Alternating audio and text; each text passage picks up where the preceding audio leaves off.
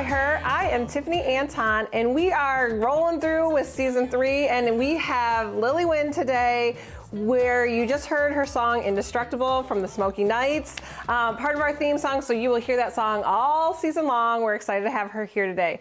First, we want to shout out to Harper's Rare Books and Collectibles. If you are an artist in town, they have a gallery area that you can go and show your art. Check out Harper's Rare Books on Facebook. Go and talk to Lewis and support the community. Stop by and see what they've got going on in there. They are a great staple in downtown Cookeville. If you want to learn more about Powered by Her, check out poweredbyhercommunity.com. Lily, welcome. Hello, thank you for having me. Thanks for being here today. So you are the lead singer of the Smoky Nights. Yes, I am. Which is kind of started as just a local band. And you guys have expanded around and you're doing a bunch of stuff. Take me back to how this all came to be. You grew up in the tundra of Wisconsin. Oh goodness, yes, in Green Bay, Wisconsin. Grew up there until I was about 17 and I moved to Tennessee. And you decided to stay here and go to school here. You went to Tennessee Tech. I did. And you have always just had a passion for music? Always, yes. I kind of did it on the side. I didn't think it was going to take me anywhere, but eventually it kind of like blew up and now I'm a full-time musician. So. And you and your husband, he kind of thought you were this great songwriter and kind of caught your eye, right? And so he came from Wisconsin as well, down to the great wide, vast Tennessee. And what made you start, and you write your own music as well? Yes. What made you kind of start getting into that? Well, one of my best friends loved to write music too, so we kind of just wrote music together. My first song that I wrote was called Yellow Daisy when I was 16 years old. So it's a really cutesy song. I auditioned for my high school open mic night and they loved it and people like sang along to it. So I was like, Maybe you got something going here. Yeah. And so do you think at like 10, 12-year-old Lily, were you thinking that I'm going to be the lead singer of a full-time lead singer of a band? No, but when I was around 7 years old, I was like, I'm going to be a pop star. And then I auditioned for a role in the musical and I did not get it. And then I kind of like ruined my confidence, you know? So I took a break from that. I was like, maybe I'm a terrible singer. I don't really know. And maybe I'm tone deaf because you don't really know if you're a good singer unless you record it. And back then, I didn't really have that opportunity. Well, and even then, I think sometimes you can like what you're doing, but maybe the public isn't gonna. Yeah, growing up now, I was like, obviously the person that got the lead was amazing and I don't need to be so self-conscious, you know? I've come a long way. Yeah, well, and I'm guessing, you know, it's kind of like Taylor Swift's journey. Her early album that she put out was not what she's putting out now, and so you got to start somewhere. Yeah. And so you graduated from Tech, and what was your degree in? Psychology. Psychology. So you were not necessarily thinking, I'm going to do music full time. This is the career path of my life. Yeah, I went to Tech for 4 years, and I was like, yeah, I'm going to go to graduate school after when I graduate. And it was 2019 when I graduated, and the way that the band was going, we're just like, let's take a risk and become full-time musicians. And so where did the band even start? You guys, I've heard the story before, but you're at Char and you're like... Yeah, we started at Char at open mic night, and all of a sudden, Carson, the drummer, Anthony, guitarist and singer, and we were all just hanging out there. We're like, let's try out. And they're like, what's your name? So we literally had to think of a name within like 10 seconds. And I was like, the Smoky Nights, because we love the Smoky Mountains. We love hiking. Yeah. So I was like, okay, let's do this. And that's kind of like where it started. Char was like, you guys are actually pretty good. So want to be the house band? And we're like, yeah, why not? Yeah. And then it's kind of grown from there. Cookeville has a big heart for... It does. It's growing a bigger heart for the music community around here. It is. And so that's that gave you the platform to leap off and do other things. Along this path, you've decided no other jobs. You and your husband said, okay, we're doing this full time. How scary was that? It was terrifying. We're like, can we do it? Let's like crunch the numbers and see if it's possible. And it was. Yeah. So for the first year or two, you know, we just did this for fun, and it was like pretty much just Friday nights. And then we got more shows, and people were like, can you play my wedding? Do you want to play at this event? And we're like, yeah. So eventually we were able to become full-time. To do it full time. People were asking us to play all the time. It was crazy. Well, and one thing that, you know, as a patron of a restaurant that maybe you're playing at, I'm listening to music. I think, you know, you must have just like, oh, you must just sit down and write music and it, or just you're out there on a Friday night. But this is a business. It is. And so you have registered the Smoky Nights as a business for the state of Tennessee. You have, you know, you have bills that you have to pay. You have overhead that come up. One thing I want to mention is that you guys just recently put out Waking Up in Wonderland. Yes, we did. And so you put out an album and you have a music video. How have you learned? So you had a psychology degree and you have a passion for music. How did you figure out whether we can afford to put out an album? Where did you learn to kind of like the business sense of running the business? So we followed a bunch of other musicians that were doing well and kind of followed in their footsteps and asked them questions on, hey, is this possible, or how did you start off? So that kind of helped, you know, being a part of the community of musicians in Nashville and Knoxville and Chattanooga.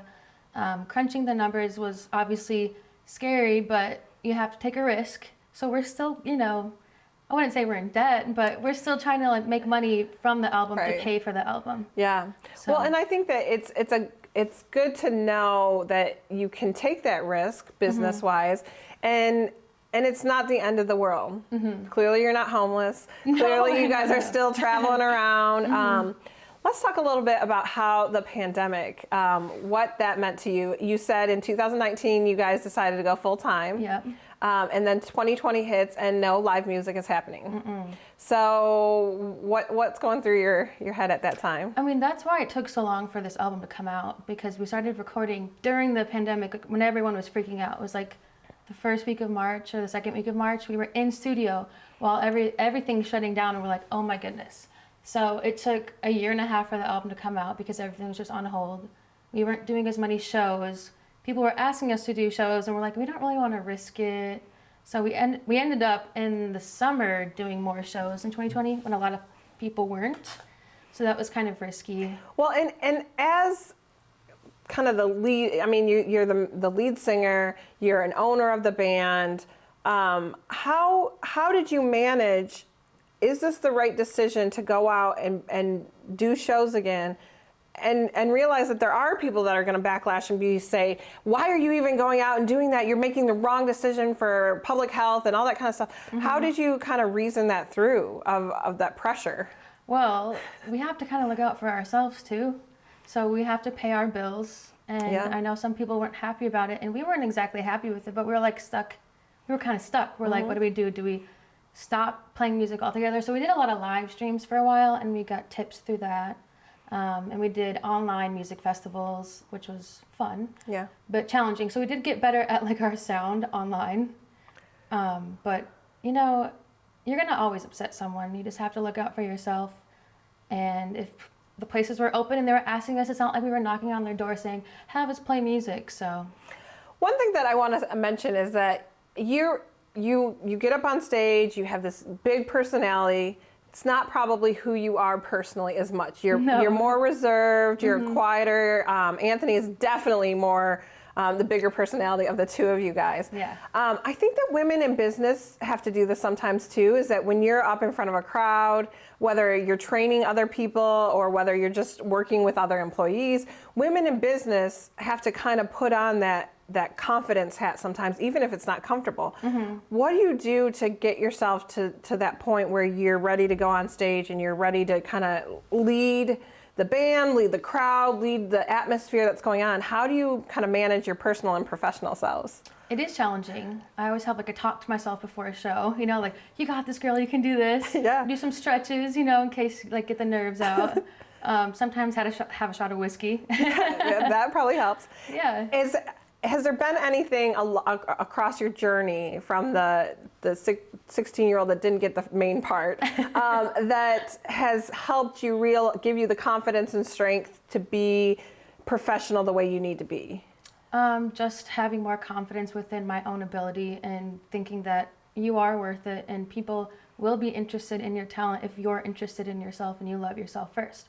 So I think that was a huge thing, is learning to love myself Because how can I think other people like me if I don't even like myself? Well, which is hard as a 16-year-old girl. Yeah, but now being 24 years old, that's one of my biggest things that I've learned recently. Yeah, and that I think that's really important to kind of know you do have the skills, you do have the talent, whether it's you're singing in front of a band or you're leading other employees or you're running a business, however that is, you're there for a reason and people believe in you. Have you had specific mentors or people along the way where you're like, this is not going to work? People that have kind of pushed you to keep going? We've had some people actually like say that what we were doing wasn't going to work because, Smoky Nights, how do you define our sound? We're acoustic pop, indie folk. You have a fiddle player? Yeah, I play mandolin and we've got acoustic guitar, but we're not strictly pop or we're not strictly country. So we've had people say that we're going in the wrong direction by not picking a path, but we just have to like follow our gut and decide that what we're doing is, it's all right to be different, Between you and Anthony, so Anthony's your husband and he is a guitarist and a singer. Do you feel like there's times where he has to push you and you have to push him, or one of you is always like, yeah, let's go, let's go, let's go? No, we have a really good balance actually. If ever he feels down about doing this as a career, I always like cheer him up, and then vice versa. But if we're like down at the same time, it's not good. Yeah. But luckily it doesn't happen that often. Yeah. I mean, as running that business and you have two other people that are reliant on the money that you're generating and coming in, that can be some pressure on you guys. Definitely. And tough sometimes. So what do you see, where do you see the Smoky Nights going? What do you where's the sky for you guys? We would just love to tour the world, honestly. And right now, where are you touring? So we have a tour coming up in March, Champaign, Illinois. That's our next tour, and then we've got some in North Carolina coming up this summer, and Wisconsin, like we always do. Yeah. Hitting Illinois and then Wisconsin, and coming back down. So. Yeah. And you mentioned that you're going to be part of a women's music day on March 25th and 26th. Yes, at the And so Grinder tell me House. about that. And do you know how that even came about? Yeah, Melissa Ellis, she put it together. She's awesome. She's like, do you want to be part of this? I'm like, of course. And what was her vision or reason for doing that? Just to celebrate music. For women, it's really hard. Like the music industry is male dominated, so you got to give that woman love. Yeah. Well, and I hope that everybody goes to wherever you listen to music, Spotify, and listens to the song "Indestructible," which is our theme song for our opening credits for the podcast. Which is amazing. And it's I am honored that I'm honored. you allowed us to use this song. But I think that as I've listened to it, I actually looked up the words. And I feel like as women, we need to kind of remember that indestructible part of ourselves of just, there's things that are going to want to tear us down. There's, pandemics that are going to start when you're in a business of being around people, and that's how you make your money. And just knowing you can keep going. Did you write that song?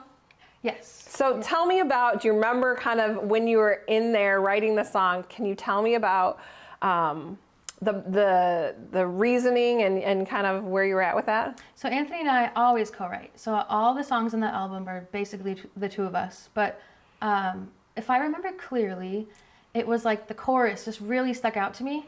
And then Anthony found the guitar chords, and then we were kind of just like fiddling around, I guess, literally with Eric, Yeah. And I don't know, I just wanted to make sure, like, anyone that was ever feeling down, like, I know everyone. Now people talk about it more often, but, a couple of years ago, it was, like, shameful to, like, have emotions that weren't just, like, happy or whatever. Yeah. To, like, lift someone up when they're going through hard times, especially during the pandemic. I know we wrote it before, but it was like, it makes sense why it came out the time that it did. Yeah. I think you're right of just knowing, okay, we're always going to have things that are life is going to it's a roller coaster. It's full of ups and downs, and you have to figure out how you're going to overcome the downs. Yeah. So you want to travel all over. Yes. What do you think what are your steps to get there? Like, kind of what's your next steps in the pipeline for you guys? Well, right now we're reaching out to Nashville, like hard. Like, we're really trying to get there. Yeah. And I guess another step of ours is to follow bands that we think that we would be good at opening up for. Yeah. So we have to go to Nashville and find those bands that we think that we fit our sound with. and then just connect with them and be like, hey, if you're going on tour, we'd love to open up. And it's kind of challenging, you know. We have such a weird sound, so we have to find those bands that are there. But the basement actually has... We're going to say unique sound, not unique weird. Sound, weird sound. Okay, yeah, unique sound. The basement has some really cool bands that are indie folk that we're looking into right now. Yeah. So we're going to go there on Tuesday. So how much do you think in the music industry is the image, branding, the way you're running it as a business, the music, the talent that's actually there, or the connections you make, how much do you think is it, the people who kind of make it or not make it? It's definitely about connections. Yeah. Like, honestly, it really is. And then you have to have good music and good stage presence. Well, and like I said, the uniqueness of what the Smoky Nights offers, has that always been something that you set out when you started, is that we want to have something different, we want to be unique? I don't think so. It's just kind of what we felt in our hearts. That's like the sound that we really like. I don't want to be forced into a certain sound that doesn't fit right with me, or like sit right here, like sit good in my heart. So I don't know, just kind of between Anthony and I having our harmonies and me learning mandolin and with acoustic guitar, it's not very common to write pop songs. A lot of times people think that we're like bluegrass or Americana, which we're kind of Americana a little bit. Yeah, it's you're unique. Yeah. So the one other thing I wanted to talk about is that you are the single female in your band. Yes. So how one true value I feel like I really is really important to me with Powered by Her is that we are not Man Haters Club. We want to make sure that everything, you know, women rise up when men rise up, and we can rise up together. Yes. So definitely. How has it been kind of being the single female in there, of band issues, of running it as a business? How do you feel like, is it good? Do you wish there were other women sometimes? Oh, definitely. It is hard going on the road and being the only girl. Yeah. So when our drummer Derek's girlfriend Brandy, when she comes on, I'm like, yay! Yeah. Yeah. And I don't know, I love the guys, but after a while, like if you're on tour for like weeks on end, it's like, oh my god. Yeah. Boys are gross. boys can be gross. That's for sure. Do you feel like you're kind of the mom of the group sometimes? No, I don't play that role. Yeah. No. I could, but I decide not to and just mind my own business. I think that that's important to, because women can just kind of step into that role sometimes, and it's like, okay, things need to be done. I'm going to make sure that everyone's taken care of. Why was that a boundary that you felt like was important to put in place? It just seemed like they're grown men and they can decide what they want to do, and I'm not going to like butt heads with them because they didn't do something that was silly. Like, I just don't want to have drama or anything like that. And how has it been running a business with your husband? And also, sorry, to go back to that, I am the youngest one in the band, so it's not like my role to, I guess. So you're like the little sister. Yeah, I guess. Besides my husband. Right. Yeah. We don't. That's not that one. So that's fun. Anthony and I are really close, so we don't really like, we spend every day together, like all the time. So it's not that like. And you genuinely like his company? Yeah, we genuinely, like, we're best friends, so it's really nice. It can be challenging when we're on tour to decide, hey, we're going to go on a date. Like, it's pretty much just business when we're on tour. Yeah. And we don't want to make the band feel uncomfortable.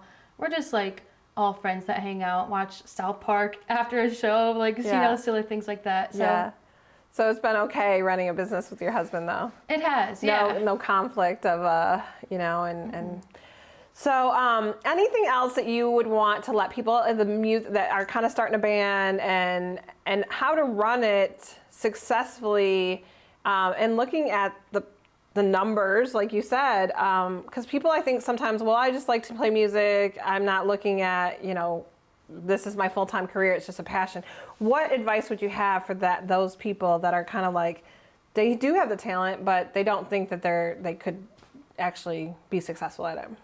Well, it is hard. You know, being a musician is not an easy career.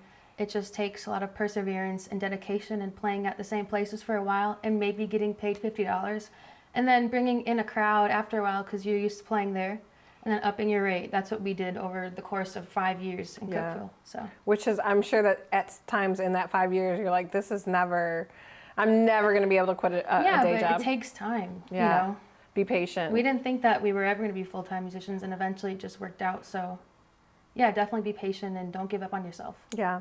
So if people want to find the Smoky Nights, how can they find the Smoky Nights? How can they find more about you guys? It's pretty much the Smoky Nights across the The board. Smoky Nights. The Smoky Nights, no E in Smoky. No E. That's the same handle for Instagram, Facebook, TikTok. Hasn't been taken yet, so that's, you know, kind of why we were like, yeah, we should keep the name, you know? Yeah. And then the SmokyNights.com. And can they, at SmokyNights.com, can people buy the album there? Yeah. You can buy t-shirts, any merchandise, really. So you can buy the album, which you can find, I think it's number 3, song number 3. Oh You my can goodness, listen to. let's see. Yeah, it is song number 3. There is actually 2 of them are out of place towards the bottom, and we printed like 1,000, or we have 1,000 made, so it's okay. We're worried about number 3 right now. It's so funny to me. I'm like, are you serious? Yeah. Yeah, number 3, Indestructible. Indestructible. Check it out. You can check it out on, I listen to you guys on Spotify. Amazon, like anywhere online, really. And go and support your local artists. Yes, please. Throw that out for a second. I think sometimes when people are out at having dinner, or I will go to music, you know, I'll go to a place because I want to hear the band. Without you, you know, I am putting you on the spot, but talk about tips a little bit. Like that, you're putting on a show, a free show for people. And I'll be your advocate. Me paying tip money is me just paying my ticket that I would pay to go to Bridgestone Arena. Right. You know, it's the same thing. And it's helping you guys kind of progress and get further and do things like put out a CD and make videos and stuff like that. So do you feel like the community is supportive and they understand that enough? I think so. Okay. At least in Cookeville. Maybe not in other places or places that have never heard of us before. Yeah. But yeah, I definitely have like a little tip jar that says cheers on it. And I used to go around in the crowd, but then COVID hit. So I was like, it's not really worth it. But I want to make sure that people understand, use that tip jar. Important. And it is part of your income. And you're out here, you know, hustling and making it. And so part of it is the crowd needs to be supportive. If you love what you're hearing and what you're doing. And if you're requesting a ton of songs, please definitely tip. Yeah, I think that's important to. But I think people think, well, that's what the restaurant's paying you. So, but I think when you actually deal it down, the restaurant's you're not making that much money, and the hours that's spent practicing, and the fact that there's 4 of you. And setup and tear down and all the equipment that we bring. Yes. Yeah. If you actually put out your hourly rate, it's probably not as great as you can't think of it in that way. We don't think about that. So that's why I think make sure that you know when you're listening to live music that's important. Tip your musicians. Definitely. So check out Waking Up in Wonderland. Thank you, Lily, for being here. I appreciate you. Thank you. Check out poweredbyher.com for more information about Powered by Her. Thanks for listening.